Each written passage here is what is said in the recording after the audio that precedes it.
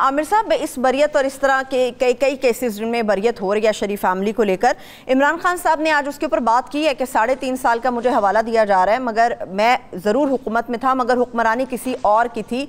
इसी मामले को लेकर उन्होंने बात की। आपको नहीं लगता कि आइंदा आम जो इंतखाबात होने जा रहे हैं या फिर हम ये अक्टूबर के ही बाई इलेक्शन को सामने रख लेते हैं, आपको लगता है कि ये फ़ायदा सिर्फ और सिर्फ नून लीग अब समेटेगी, तहरीक इंसाफ के लिए मुश्किल हो गई है? नहीं, इसमें दो तीन चीज़ें हैं। पहली बात तो ये है कि वो इस हद तक कुछ हद तक इमरान खान ठीक भी हैं कि ज़ाहिर है उस वक्त जो है हुकूमत उनके नहीं है, इस दफ़ा भी ऐसे ही हो रहा है कि कोई और लोग चला रहे थे। और नैब के अंदर तो मैं इस चीज़ का शाहिद हूँ, गवाह हूँ कि मेरे सामने हमारे जो इस तरह की सोर्सेज होती हैं, फ़ोन आते थे इसको पकड़ लो इसको छोड़ दो, और छोड़ने वाले कई बेताशा बेनिफिशरीज PTI के लोग भी थे। ये जो है मालन जबा का केस, हेलीकॉप्टर केस और BRT केस जो है PTI का, इसमें भी छुड़वाए गए। और वो दोबारा जो BRT का केस खुला है उसके अंदर भी एविडेंस है, तो बेनिफिट उन्होंने भी लिया। मगर ये कह देना कि जी वो मेरी नहीं हुकूमत थी किसी और की थी, ये आपको ओन करना पड़ता है।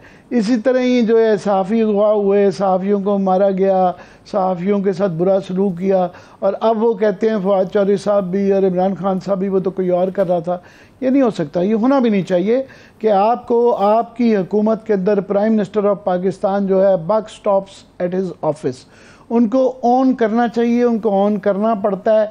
ये कह देना आप छोड़ दें, अगर आपको फिर इसका मतलब ये है कि आपको ताकत इतनी प्यारी थी कि लूली लंगड़ी ताकत है, बैसाखियों पे ताकत है, किसी और की ताकत है, मज़े आप वहाँ पे खाना खाने के लिए गए थे प्राइम मिनिस्टर हाउस में, आप छोड़ दें। मज़े भी लेने आपने, पर्क्स भी लेने हैं, पावर भी इंजॉय करनी है, और उसके बाद कहना कि जी ये जो उसके अच्छी चीज़ों के लिए क्रेडिट ले लें, बुरी चीज़ों के लिए जी मेरे पास तो इख्तियार नहीं है। ये इमरान खान भी कर रहे थे, ये मौजूदा हुकूमत भी कर रही है। ऑलरेडी कहना शुरू हो गई है कि जी ये हमारे दोस्तों पे, कई सहाफ़ियों पे जो पर्चे हो रहे हैं, अरशद शरीफ के ऊपर FIR है, वो मफरूर है बेचारा, और कई जो हमारे सहाफ़ी भाई हैं उनके ऊपर वो है। अभी ये 560 लोगों की जो है एक फ़हरिस्त जो है वो लीक कर दी गई है, उनके बीवी बच्चे बेटियों के टेलीफोन नंबर एड्रेस जो हैं वो लीक कर दिए गए हैं। अब उनको बेचारों पे कोई हमला कर दे, उनको गदारे वतन डिक्लेयर तकरीबन कर दिया गया है, बगैर साबित किए, बगैर मुकदमा चलाए, और वो एक मज़रा खेज़ है। और वो गवर्नमेंट लाजमी ये कहेगी जी हमें तो पता ही नहीं है, और शहबाज शरीफ साहब तो बिल्कुल ऑलरेडी कहना शुरू हो गए हैं कि ये काफ़ी सारी चीज़ें हमें नहीं पता कौन कर रहा है। मगर प्राइम मिनिस्टर उन्होंने भी रहना है इमरान खान के साथ, प्राइम मिनिस्टर नहीं छोड़नी। और वो ये एक दोगलापन और ये मुनाफिकाना रवैया ये काफ़ी अर्से से चल रहा है। या फिर पावर लें तो पूरी लें, या और ओन करें, वरना फिर ये आप ना छोड़ दें। ये काम जो है ना, ये धोखा हमारे साथ बहुत दफ़ा हो चुका है। सही है, ठीक है। पावर लेने या छोड़ने के हवाले से आमिर साहब एक और रेजिग्नेशन आ गया, अटॉर्नी जनरल है अब तो साबिक हो गए अख्तर औसाफ साहब, वो मुस्ताफ़ी हो गए हैं, उसकी वजह क्या है? अख्तर औसाफ यहाँ पे आप देखें तो पावर सेंटर्स बेताशा हैं। यहाँ पे हर पोस्ट के लिए लड़ाई चल रही है। किसी जगह जो है नून लीग वाले हैं, किसी जगह पीपल्स पार्टी का आदमी चाहिए, किसी का वादा इन्होंने किया हुआ है कि जी यहाँ पे बाप का आएगा। तो विद इन नून लीग भी प्रॉब्लम्स हैं, कोई नवाज शरीफ का आदमी है, कोई शहबाज शरीफ का आदमी है, कोई मरियम का आदमी है, तो ये खींचातानी चलती रहती है। और अख्तर औसाफ साहब के मतलब जो है वो वैसे भी मैं समझता हूँ कि वो उनका लगना मुनासिब भी नहीं था, वो इनके वकील भी रहे हुए हैं, और वो मेरा ख्याल है मैं उनको बहुत ज़्यादा माज़रत के साथ उनकी परफॉर्मेंस मैंने देखी हुई है। पैनमा में वो 2 जुमले कहते थे, फिर बैठ जाते थे, फिर अदालत से इजाज़त लेते थे कि मैं पानी पी लूँ, पानी पीते थे, फिर कहते थे, फिर खड़े हो जाते थे, फिर इजाज़त लेके बैठ जाते थे।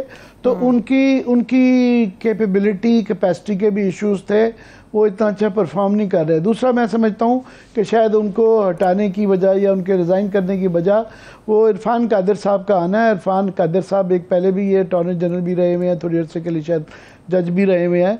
वो एक बड़े स्ट्रॉन्ग आदमी हैं, और उनको पहले इतने स्ट्रॉन्ग हैं कि उनको वज़ीर मुआविन बराए दाखिला और एहतसाब भी रखा गया है। यानी वो राना सनाउल्लाह जैसे सख्त गिर वज़ीर, बड़ी बड़ी मूँछों वाले, उनके ऊपर भी एक किस्म का चेक आ गया है। और वो मान भी रहे थे हमारे प्रोग्राम में उस दिन कि नहीं जी बिल्कुल ये काफ़ी चीज़ें उनको दे दी गई हैं, तो उनको वो एक चाहते हैं कि ये सारे मामला जो भी अटॉर्नी जनरल हो इनकी उनकी कोई इतनी ज़्यादा बनती नहीं है, तो उनको अपनी मर्ज़ी का अटॉर्नी जनरल चाहिए उनको। वो उन्होंने कहा जी मुझे अगर आप चाह रहे हैं कि मैं डिलीवर करूं तो मेरी मर्ज़ी के लोग होने चाहिए, जिसको मैं जो कहूं वो बिल्कुल यस करे और बिल्कुल हाँ करे।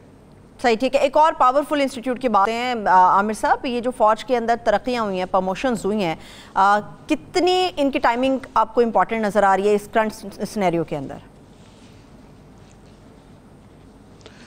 ये मुश्किल सवाल हो जाता है, हालांकि आजकल बहुत आसान हो गया है, वरना आर्मी चीफ और ये फ़ौजी तरक्कियों के मतलब बड़े लोग महतात हो गए थे। मगर ये आप क्रेडिट है या डिसक्रेडिट है मौजूदा इस्टेब्लिशमेंट का कि आप ये अवाम जो ज़ुबान ज़द-ए-आम जो है ना उसके ऊपर हर कोई डिस्कस कर रहा है, हर थड़े के ऊपर डिस्कस कर रही है, हर टेलीविज़न चैनल पे लोग बता रहे हैं ये कोर कमांडर अच्छा है, ये लगेगा, ये नहीं लगेगा, ये सब कुछ जो है ना ये क्रेडिट जाता है। तो ये पहले लेफ्टिनेंट जनरल की तरक्कियाँ उनका एक्सक्लूसिव डोमेन होता था, इस पर कोई बात नहीं करता था, मगर इस दफ़ा ये भी बात हो रही है। और बात ये हो रही है, एक तो ऑफ कोर्स इसके अंदर डीजी ISPR जो कि बहुत ज़्यादा जिनके ऊपर काफ़ी लोग तनकीद भी करते हैं, उनकी तरक्की हो गई है। वैसे डीजी ISPR जो है पहले ये मेजर से शुरू हुआ, फिर कैप्टन तक गया, फिर ब्रिगेडियर तक गया, फिर अतर अब्बास साहब की दफ़ा ये मेजर जनरल तक गया, और उसके बाद से फिर ये आसिम बाजवा, उसके बाद गफूर साहब, और उसके बाद अभी ये लेफ्टिनेंट जनरल के अहदे तक ये चला गया है। मुझे डर है कि दिन आएगा ये 4 स्टार तक ये अहदा चला जाएगा, क्योंकि ये पूरी फ़ौज अब यही चलाने लग पड़ा है।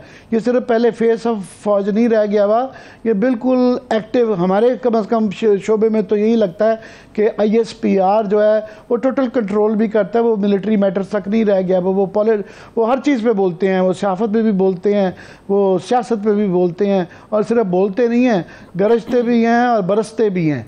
तो ये एक तो ये वाली एक बहस है।